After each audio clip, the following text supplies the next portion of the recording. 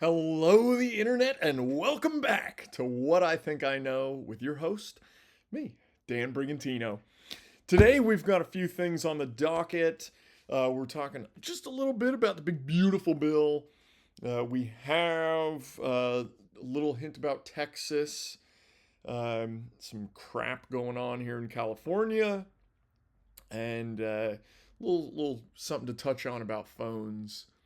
Um, so let's get started. Why don't we? Like, comment, and subscribe if you've enjoyed any of the previous videos or if you enjoy this one. Most importantly, comment. I would love to hear what you have to think about the show, about the other shows, anything you want me to talk about in the future, whatever it is. Please let me know. Comment, like, subscribe, whatever else there might be.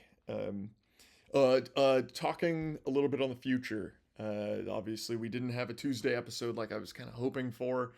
I don't have a whole lot of time. I'm struggling with that. Eventually, all that's going to change. I am looking to kind of change up the way this show works. It was initially supposed to be more of a conversation than me just talking. I'd like to get to that eventually, but we'll see. I did also just find out that there's something like a live thing that I can do where I can speak and you all could be live commenting back, kind of thing. We could actually kind of get a conversation going. That'd be super cool. Don't know when that'll happen, but that's something to look forward to. Well, without further ado, let's dig in. So a little bit about Texas. Horrible, horrible situation. I'm sure all of you guys know roundabout what happened. There was a flash flood in the middle of the night out in a part of Texas that tends to have flash floods like this. But it was bigger than average, and it kind of hit the wrong spot, essentially. It's a horrible tragedy. I want to pray for all the families. Well, let's pray together, actually. If you all could bow your heads or, reach your hands up, whatever you do when you are praying. I just kind of like to close my eyes. Father, please protect those families who were affected by the floods. Please protect those little girls whose lives were taken by it. Be with them. Take them into your arms. Lord, we wish that those families can find the closure that they need from the loss of their loved ones. We pray that those families can continue to lead a relatively normal life, as normal as they can. Lord, we pray that you will take all the lives affected into your arms. In Jesus' name, amen. Really horrible situation out there. I don't have too much more to say about it. I just wanted to pray for the people affected. It's a really, really bad situation, and there's people making it even worse. I watched a video of a gal saying something along the lines of those little girls' parents voted for their death because apparently Trump had done something to the National Weather Service or something like that, or FEMA or whatever. I don't know exactly what they were claiming. But nothing really went wrong in the warning system. Nothing was underfunded or anything like that. It was just kind of unfortunately in the middle of the night. Campers were asleep, and camps tend to not really have the best cell service and things like that. Again, just a really horrible situation. Please do not try to blame anybody on this. This is not because of Trump. This is not because of the Democrats. It's just nature. stuff happens, and unfortunately, sometimes it's really, really bad. Uh, that's really all I have to say about the matter. Um, I just hope those families can recover. Um, so I'll be praying again multiple times today, I'm sure, and tomorrow and the next day, and essentially kind of until I forget that this all happened. But anytime I think about it, I'll be praying for it, and I hope you do the same. The Lord is a powerful being. Um, don't don't ever think that He won't be able to do something about it. Um, that's about all I got for Texas there. Just a little love and prayer. Now I have a little bit to talk about in California, kind of shifting gears. Also, sorry I still don't have transitional stuff and intros and all that. I'm working on it. It's kind of the whole copyright thing, and I'm sort of I like to sing and I play the drums, but I really don't. um, I'm not a songwriter or anything like that, so I'm still trying to figure out my way around copyright stuff. So give me some time on that. Uh, but anyway, California, always one to have some wacky stuff going on. They've passed a couple new laws, and some new laws are on their way to being passed. They more than likely will. I'd like to talk about those. We have AB 665, which allows children 12 and over to run away from home and check into a residential shelter ran by the state. No parental notification and no due process. An unrelated adult can help facilitate the move. This was passed into law. This is California state law now. So if you're 12 years and older, you essentially can kind of emancipate yourself, basically. And it is, excuse me, it is bolstered by AB 223, a great number. I love the caliber. It's actually part of my DRE number, my real estate license number. But AB 223, an unrelated adult may change a minor's birth certificate. This was passed into law. So essentially, a minor could run off to one of these state-run residential centers, have one of the adults there change their birth certificate. So, and I don't know much deeper about just you can change the birth certificate. I'd assume that does not mean like time of birth, date of birth, weight, things like that. I don't know if weight's on there, but I would assume that means more like the child's name, the parent's name, who the parents are, kind of thing. And that is also bolstered by AB 495. An unrelated adult can sign a simple form and gain custody of a child. If the parent's signature is not present, the adult taking responsibility can checkmark parent unable to be located. Said adult, sorry, I'm screwing up here. Said adult can then make medical and educational choices for that child. So essentially, a 12-year-old can run away to a state-run shelter, have a random adult there, adopt them as their child, essentially, and change their birth certificate so their parents aren't a part of it. They can also have that random adult sign them up for genital mutilation. That's absolutely terrifying. And then an easy way to get all that started would be the schools mandating, the government mandating that schools provide through AB 727 the Trevor Project as a resource. If a child signs up for the Trevor Space site, they will have access to chat rooms where adults are able to contact them privately. I would assume, contact you privately to explain to you AB 495, AB 223, and AB 665, explaining that you have a right to just walk away from your parents and fall into the arms of a potentially predatory adult.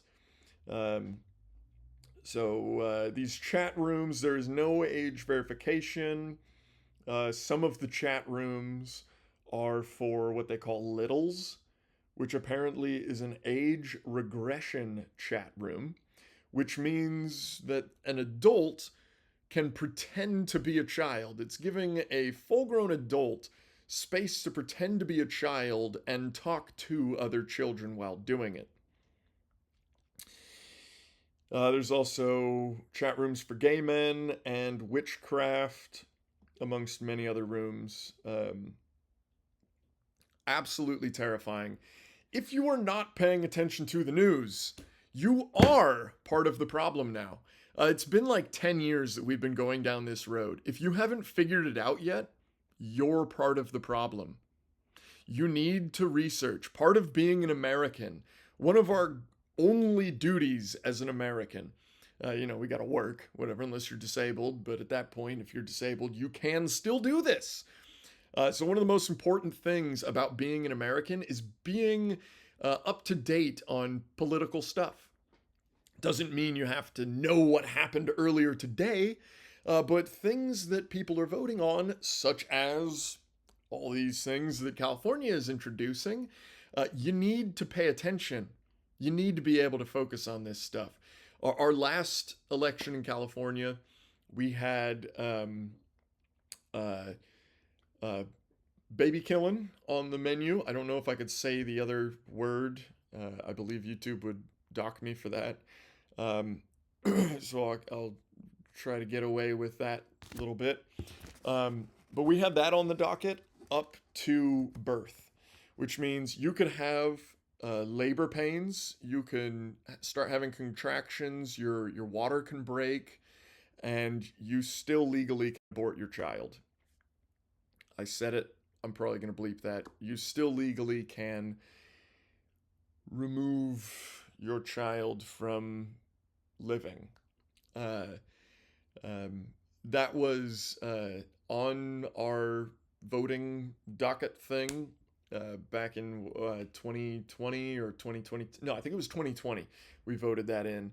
Um, and it's horrifying. It's up until birth, but most people, the way it was written was essentially like more abortion rights. Like it's basically what it said was this is for abortion rights. And so most people in California went, sure, I'm for protecting the women in my life. Not understanding that now the women in your life have the ability to rid the world of a perfect, healthy baby, um, even after labor has started. That's just something absolutely terrifying. One more thing I want to talk about California with today is I think it was 2 days ago, no, 3 days ago. I want to say it was Tuesday. It was the 6 month anniversary of the Palisades fire and all that. And if you can remember, Trump actually talked to, I think it was Karen Bass. Is that the mayor of LA? I'm pretty sure that is. I believe the two of them talked and had a moment of where Trump was saying like, "Hey, we need to get this done. We need to get these balls rolling. We need to get these houses built back." And Karen Bass was essentially like, "Don't worry, we've got it covered. We'll be real quick with this stuff." So at the 6 month mark, there have been a total of 88 building permits for any of the 3 or 4 fire affected areas. 88 building permits.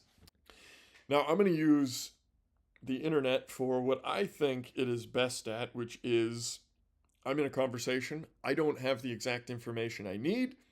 So let me Google it real quick. How many buildings burned down in the recent LA fires? That might not actually give me these ones. Palisades, okay, together. Okay. Los Angeles, the recent Los Angeles fires destroyed more than 16,000 buildings, with most being homes. The figure includes structures lost in Eaton and Palisades fires, which together burned nearly 40,000 acres and devastated an entire neighborhood. In Altadena, Pacific Palisades, some sources slightly higher at 18,000 homes. It's interesting. At one point it says 16,000 buildings. Most are homes. Now it says 16 to 18,000 homes. So some interesting numbers there. But regardless, even if we were to half it and say only 8,000 buildings burned down, 6 months later and only 88 are allowed to build back. That's absolutely insane. Also, 44 of those, only 44 of those were homes. What the fuck? What the hell, excuse me. Bring in the feds, please, because clearly our people aren't getting that done. We need to get rid of just about everything that has ever had leadership in California. I'm very, very much a conservative Republican. I have found massive flaws in Reagan himself, which everybody touts as, oh, good conservative leader kind of thing. Yeah, I mean, he's great, but he's the reason we can't own a lot of the guns and stuff that we have in this state. Fun fact, the Black Panthers, during the whole Rodney King era, were following police officers with firearms because it was legal at the time to just carry a rifle walking down the street. So they would carry their guns, follow the police officers around town to make sure they weren't, beating their fellow citizens. And I believe it was Reagan when he was not mayor of California, Gavin Newsom's position, governor. When Ronald Reagan was the governor of California, I believe is when it happened. But I know he was instrumental in these laws. The California legalizing carrying firearms in many different types of ways. So really bad news there. And that actually does shift us into our big beautiful bill talk. We're going to cover a little smidge about guns here. First, I want to talk about I think what most people are really happy about, which is no tax on tips, no tax on overtime, no tax on Social Security. First off, Social Security. You were taxing that? What? That doesn't make sense. That was a tax, essentially. You were taking the money from me to give it back to me later. First off, if you don't think I know how a savings account works or investing, you're dead wrong, and you don't know how it works, because Social Security, if it had just been invested at a positive return, we wouldn't have any worries about Social Security ever. If we had a positive return on it, the money we're putting into it, I mean, you could have just siphoned that off and we could have all called it good. But instead, you invest it in the wrong places, and now we're just about tapped out of Social Security. At least that's what I've been hearing all my life. Whatever. I probably won't ever see a dime as long as my grandparents have enough to finish out their lives. My grandparent, I only have one left. My grandma, my nanny. But anyway, as long as she's got the money to survive the rest of her life, excellent. If not, our family will figure it out. It's not that big a deal. We rely on Social Security a little bit for her. But it's not like we would just whatever. We would be able to figure it out. Okay, everything in life, when you need to do something, you just need to do it. You have to figure it out. Otherwise, you lose your home or your whatever livelihood, children, whatever it is. So a lot of things in life, you just have to figure it out, and tough. Let's see. No tax on overtime. I think that's pretty fantastic. Not everybody works overtime.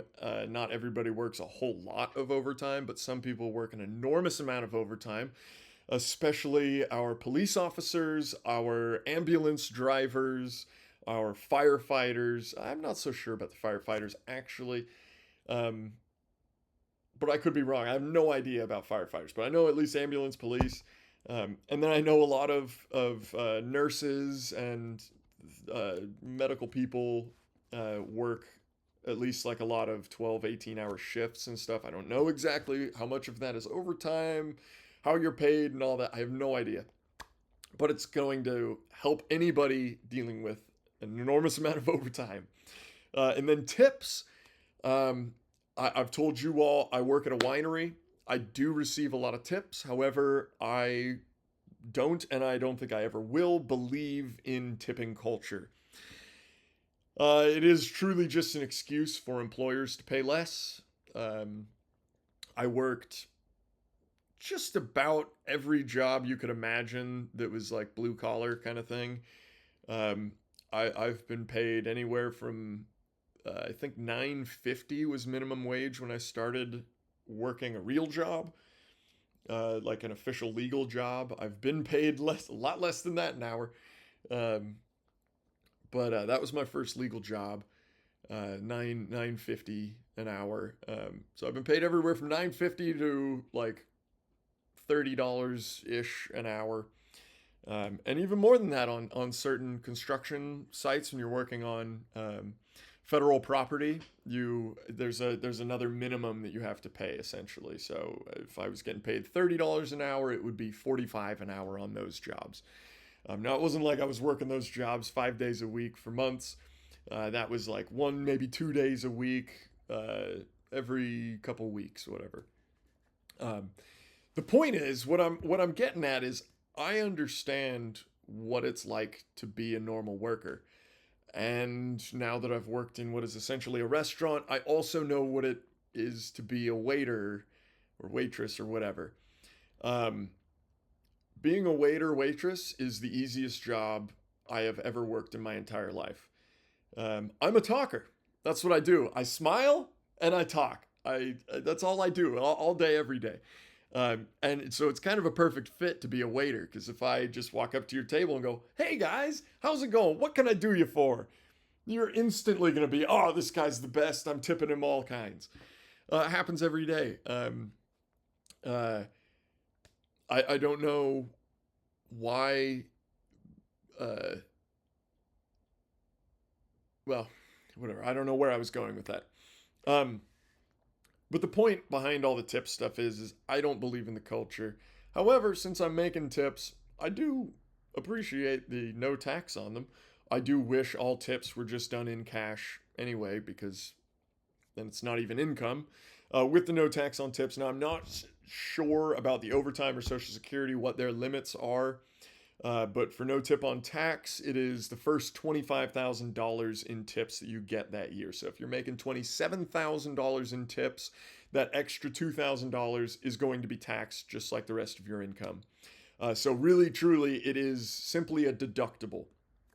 You are allowed to deduct $25,000 worth of your wages and call them tips kind of thing. So that's some fun there.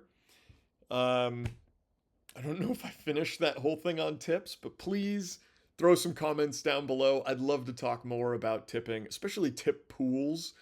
I think they're absolute garbage, tip pools. They're horrible, horrible, horrible. They only encourage somebody to work less. That's all they're there for. CARB, California Air Resource Board, the Clean Air Act, all controlled by the EPA. there's a lot of litigation going on. There's a lot of baloney happening. There are also some other, uh, uh, whatever, proposition laws kind of thing, whatever you call a proposed law. I'm blanking on the term.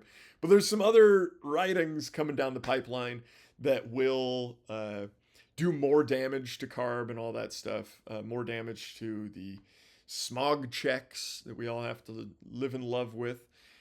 Live with and love, I meant. But we're not done yet. We're not done yet. I'm still fully convinced by 2026 we will not have any more smog checks in this state. Of course, I don't really know what's going to happen, but I am convinced of that. I'm always looking to the positive. And then we have the NFA tax. Those are kind of my top three most important things. The NFA, the National Firearms Act. I believe it was enacted in 1934. But the point of it is it's a tax that was there to prevent some crime, basically. Essentially, Al Capone and all his boys were using their Tommy guns and causing too much destruction. Honestly, if you look at the numbers, they would shoot like 200 rounds into a building and they wouldn't even kill somebody, or anybody rather, not one person kind of thing. So they're really, I don't, whatever, let's not get into that. Let's get into kind of the structure of it all. So essentially it was, hey, Al Capone and his boys, they're not going to follow the law.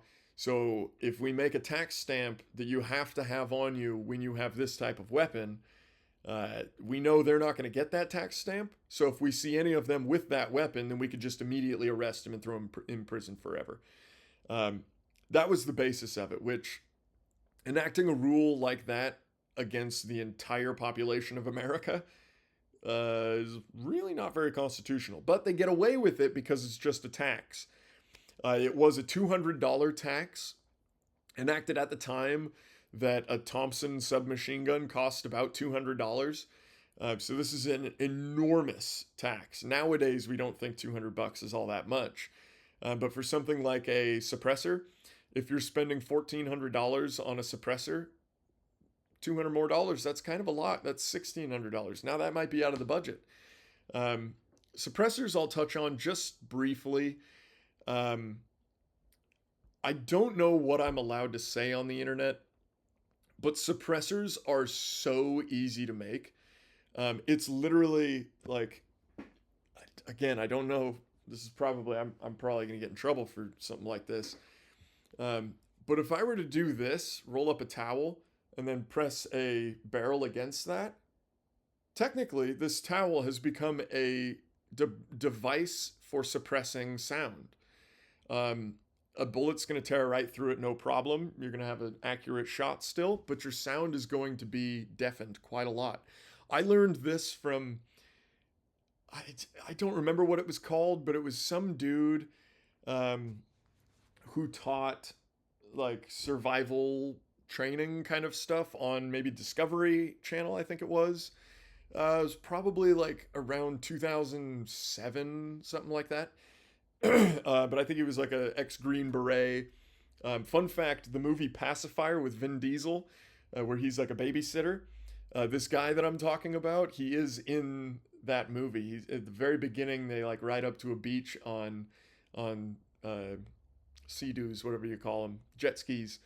And there's three military guys, Vin Diesel, this dude I'm talking about, and some other guy, I don't know. But anyway, this guy made a TV show with survival stuff. That was something he taught on the TV show on Discovery Channel in like 2005, 2007. So maybe even earlier than that, I don't remember. Interesting stuff there. Suppressors really don't, they call them suppressors. They don't call them silencers. That's from the movies. Suppressors do not, excuse me, talking too much. I might have to break and get a glass of water, actually. Suppressors do not silence a firearm. They simply lessen the damage done by the initial boom of the rifle or handgun or shotgun, whatever it is. So essentially you have a tube. In one side you have the bullet and the casing. There is a primer on the end of the casing. It's a little tiny pack of gunpowder that will ignite under force. So we have a little steel needle that will impact that at very high speeds and cause enough uh, violence in there that it will set off that little primer, that little tiny explosive, which will then set off all the gunpowder in the cartridge. And then there's a little tip that is the bullet, and that part is what flies out of the barrel. Now, as it moves down the barrel, there's explosion happening right behind it. And as the bullet leaves the barrel, that explosion leaves as well. That explosion predominantly, especially if you're the one behind the gun, that's what you hear. And it's very loud. It's the reason that I can't hear very well. I've been shooting since I was my first shotgun I probably fired when I was 10 years old at the oldest. Now, when we're target shooting and stuff, we tend to wear ear protection. But when we're hunting, we really don't wear ear protection for a lot of different reasons. Some is just you have to be able to hear animals moving around, or hear the birds calling, or hear you and your partner who are hunting together. Maybe you guys are moving through a field and you guys are separated by 25 yards and you need to be able to call out to each other. You know, there's certain birds, quail, pigeon, pheasant, things like that, that you're all just kind of walking in a line through a field. And you need to be able to communicate. Ear protection definitely prohibits that. So what's a simple solution? Make the gun a little bit quieter. Get rid of that initial big boom. And, we firearm using adults will be able to hear our children laugh someday. I might not be able to, but I'd like my children to be able to hear their children laugh someday. So I would very much enjoy suppressors being legalized. Now, I can't show you any demonstration of a suppressor in use because I'm in California. We can't ever own them. But you can Google it. You can just look on YouTube. There's plenty of videos of it. At a certain distance, like once you get far enough away from the gun, you can't even really hear that initial big boom anyway. You only hear the bullet breaking the sound barrier. So even with a suppressor, you're still going to be able to hear any old firearm at several hundred yards away. And there are videos proving just that point. Please look them up. Don't just take my word for it. Google them, send them to your friends, show them all that baloney that's going on. I am going to take just a moment. I've got to grab my tape measure for another demonstration I have, and also a glass of water. I'll be right back. Alrighty, got my tape measure. Now I have a little demonstration for you. Another thing with the NFA. So the NFA, in the big beautiful bill, we had short barrel rifles and shotguns and suppressors that were supposed to be removed entirely from the NFA. Unfortunately, that didn't happen, but the $200 tax was removed. There is still a registration and things like that. You still have to go through the excessive paperwork and background checks and all that stuff. Not that there are no background checks for a regular firearm. There still are. There's more than enough background checking in firearm purchases. But a little bit, so I talked about suppressors there just briefly. You can build them at home. I showed you how to make one out of a towel. An automotive oil filter is kind of the go-to. A very, very simple adapter, which if you know a plumber, then you know somebody who can make one. And then you literally just shoot a hole through the oil filter and you have a suppressor. I don't know if I'm allowed to say that. That might get knocked off. We'll find out. But here we go. Short-barreled rifles and shotguns. A little bit to touch on there. A shotgun cannot have a barrel less than 18 inches long, and the entire shotgun has to be more than 26 inches in total. Now, the reason I bring that up at all is because guns are fun. Guns are pretty much just toys. I mean, they're toys that deserve respect, but so are cars. If I wanted to hurt somebody and I was driving my car, it's as simple as that, and I could have deaths on my hands. Um, so be careful when you're driving. They're also dangerous toys. Motorcycles, insanely dangerous. Pretty much just toys. There's really no utilitarian use for a motorcycle. They're just toys. But one of the most deadly toys that exists, a motorcycle. So our short barrel shotguns, I just want to basically say like the old pirate shotgun we're thinking of. I'm thinking of at least double barrel side by side, little short thing, you know, boom kind of thing. Red Dead Redemption, it's one of your first guns in that game. It's a little sawed off shotgun. Awesome, frankly kind of useless, except for like one shot in a home defense kind of thing. With such a short barrel, the spread is going to be way too big. If you're using buckshot or slugs, you might get away with it, but then the recoil is going to be absolutely insane.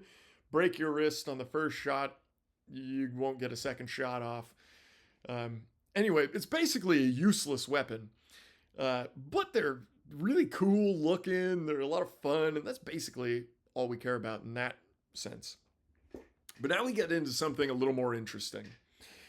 In California, at least, your firearm has to be a minimum of 30 inches long. Your barrel has to be, nationwide, your barrel has to be 16 inches or longer.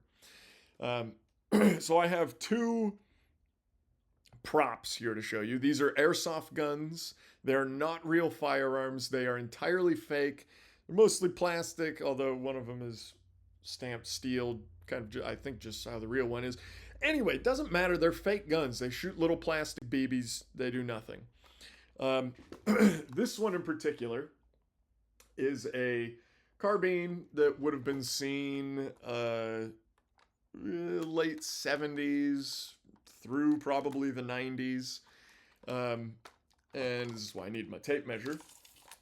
So the way you measure a firearm's barrel is, well, let's back up a little bit and talk about the action of a firearm, because the way you measure the barrel is from the tip of the muzzle device to the front face of the bolt. So the bolt in this gun would sit right in here, okay? You cock it back here. The charging handle's broken on this thing, but you cock it right here. And as you cock it, the bolt goes back and forward. So as it goes back, it piles up some springs in this tube back here, which is called the buffer tube. So it compacts some springs into this section, which then force it forward, moving that bolt from here up to here. Now the front face of that bolt is where we measure our barrel from. Now realistically, the front face of it's going to probably sit right about on this line right here. So if we measure from the tip of our muzzle device to that line there, we will see we're right at about 15 and 3/4 inches. Meaning that if this was a real firearm, it would be a felony. Now, fun fact, without the stock on it, it's actually perfectly legal. We just call it a pistol. Now in California, this magazine is a felony. Anything that looks like this, you're bound to be holding more than 10 rounds, and that's a felony. So, nationwide, perfectly legal, felony. Perfectly legal, felony. Simple as that. Now, some other fun facts. I have another rifle here. Again, airsoft gun. And this is a bullpup rifle. That means that the magazine, or the action, the bolt, is all sitting behind the trigger, behind the pistol grip. So what this does is make a regular length rifle a shorter package. So essentially the concept is This, we call it a carbine or a carbine, whatever. It doesn't matter how you want to pronounce it. I don't care. What it's meant for is, well, to be shorter than the full-size rifle so that it's more maneuverable. Now, you'd never really use that stock fully closed. The stock is really just adjustable to buffer or give you space to work with when you're wearing a bulletproof vest or whatever, because they can be real thick. So instead of having this and then you put your vest on and now you're shooting out here, well, you could get used to this with no vest, and then you could be shooting here with a vest. So that's the point behind the adjustable stock. But this gun is very maneuverable. Works very quickly. Extend it a little bit, and now we're nearly very much the same, but a little bit slower moving around. Now this rifle, let's measure the barrel. Again, our bolt is right here. It's a little bit different, but basically they work on the same concept, these two rifles. So we take our muzzle device and, oops, popped off. Muzzle device down to action or front of the bolt, and trying to get a better grip on this, get it closer. We have about 21 and a half inches here. Perfectly legal. The total is a little over 30 inches. I can't remember what it is. 30 3/4. So, this rifle, perfectly legal. Now, the reason I really bring these two up in comparison is they are virtually the same length. Now, this L85 clone thing is about 3/4 of an inch longer. But otherwise, collapsed stock, they are the same length virtually, which makes this extremely maneuverable. I have no problem. There's also something about bullpups that I love, that all the weight is held back here. So you could sit here like this just about all day. The gun, if you're gonna drop it, it'll go this way. All the weight's back here, so you could just kind of let it grip your shoulder, and you can just sit here all day. Whereas this one, not fully collapsed because you'd never use it like that. This one, if you wanted it to fall, it's gonna fall forward. I want to put my finger in the. There you go. Behind the trigger, I guess. I know it's an airsoft gun, but I don't want to teach anybody bad rules.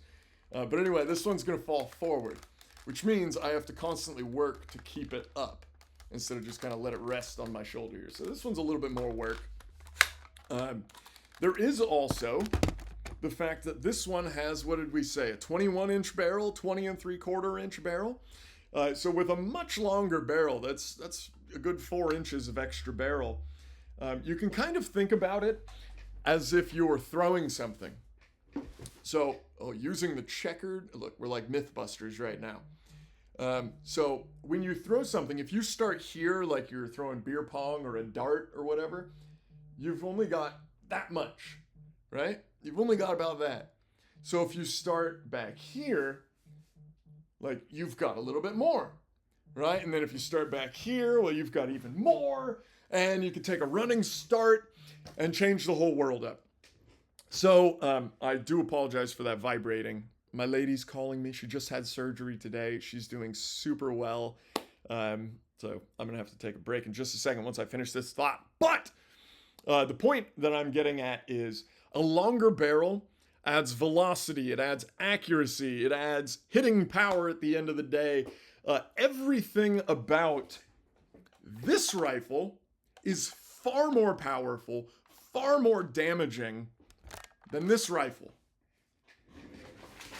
So zoom out, like, what is the difference? Legal, felony. Legal, felony. Legal, felony. What is the actual difference?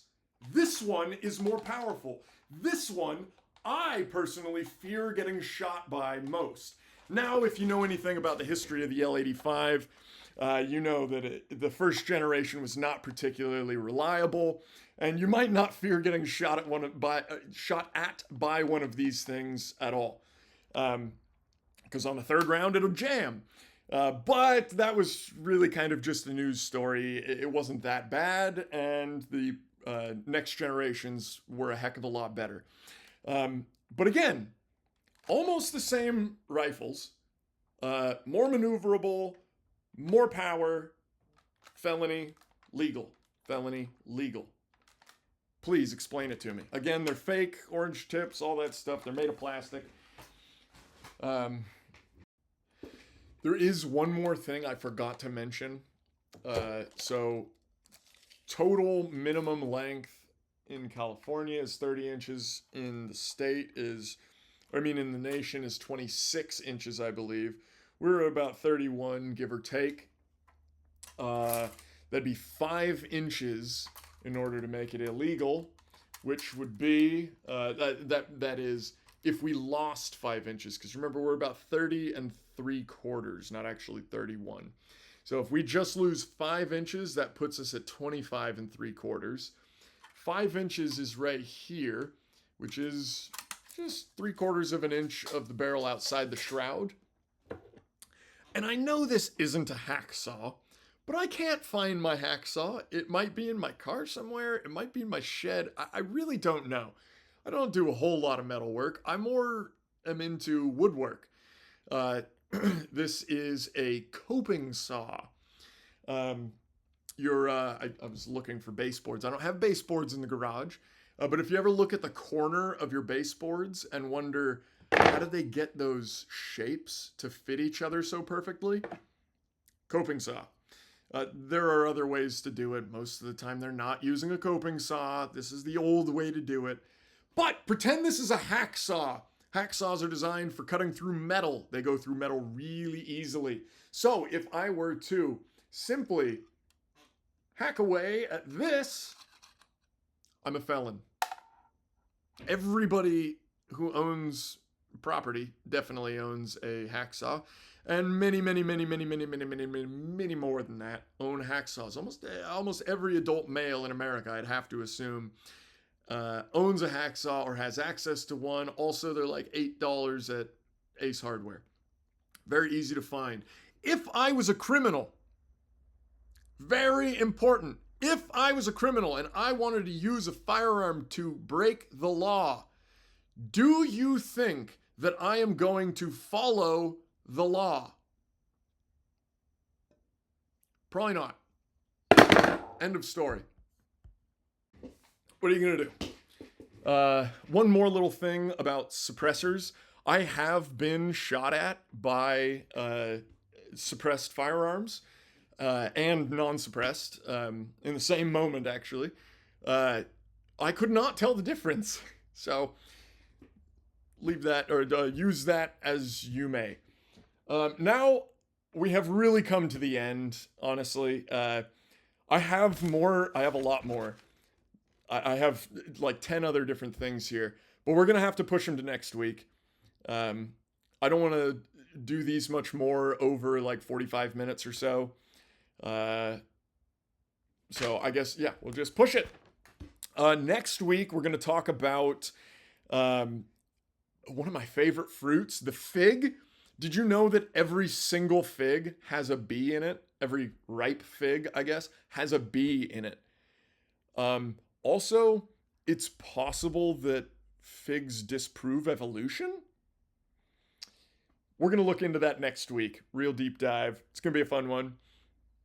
Also, something that has always bothered me to virtually no end is the deadliest mammal on the planet.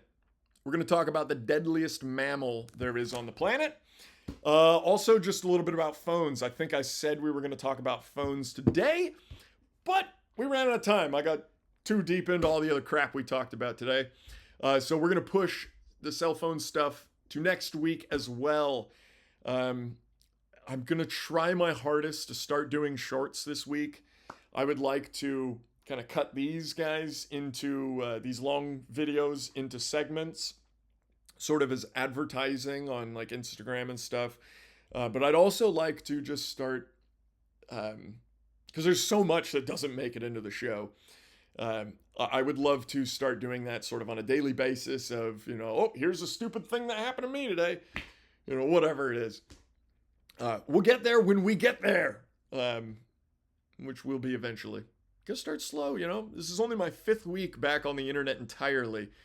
I just found out about this live thing. Apparently, it's like not a very uncommon thing, but I just learned about it the other day. So, I don't know, whatever. Join me next week. Like, comment, and subscribe. Please comment. Give me something to talk about. A contradiction to something I've already said. If you have a concern about firearms, if you're afraid of them, if you're afraid of people with them, whatever it may be, please comment down below. Let me know. Let me hear it. Speak your mind. I will give you the space to do that. I do request that you actually like Google before you just start spewing random information. That would be preferable. I do see a lot of conversations that are just, well, CNN said, well, Fox News said, and I'm sitting there like, guys, who the fuck are watching those two shows anymore? Both of them have been proven bullshit. So get off CNN, get off Fox News. It doesn't matter which side you're on. They're both baloney. Real information, honestly, is found on the internet these days by people, I would love to say like myself, maybe someday, but definitely not now. But just people who have access to Google.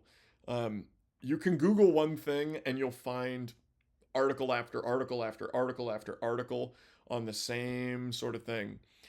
It took me hours, literal hours, to find out that the recent Idaho shooter was found with a shotgun. I still don't know. Like, I've heard he was sniping the firemen, which, before we get too far into that, Lord, please be with those firemen. In Jesus' name. A short prayer. But without feeling bad about the loss of life and stuff, we still need to seriously talk about these sorts of things. So it took me too long, way too long, to figure out that the weapon he probably used was a shotgun. And of course they don't want you to know that, because shotguns will never be illegal in this country. That'll never be possible. It is the quintessential firearm. If you don't have a shotgun, if you're not allowed to have a shotgun, you don't have any other guns at all. That's the last thing they'll be able to take away. And that's why it wasn't super front page news that, oh, shotgun wielding maniac killed 2 honorable, wonderful firemen and injured quite a few others. That's what happened again. Please pray for those people. Pray for the people out in Texas. Pray for the world. The world needs it always. Even if we think we're doing stupendously, chances are we need prayer more than ever in those moments. We all thought like 2008 was a beautiful time. Well, turns out that's when the ship started going the other way down and started sinking. What are you going to do? Anywho, next week we have Figs disproving evolution, the world's deadliest mammal, and a little bit about cell phones and much more, I'm sure. I have endless lists of baloney, stupid crap to talk about. We will never run out of fun things to talk about. But I would like to know what you want to talk about the most. So please, I know there's only a few viewers at this point, but please let me know in the comments. If I work with you, let me know when we get to work, or send me a text if you're my family, friend, whatever. Let me know. I'd love to talk about what you're interested in hearing about. At the moment, I've just been doing what I'm interested in, which This is probably a fair number of you who are interested, but anyway, I need to shut up and let you go. Have a beautiful day. God bless you. God bless America. God bless this beautiful planet we live on. We'll see you next week. Take care.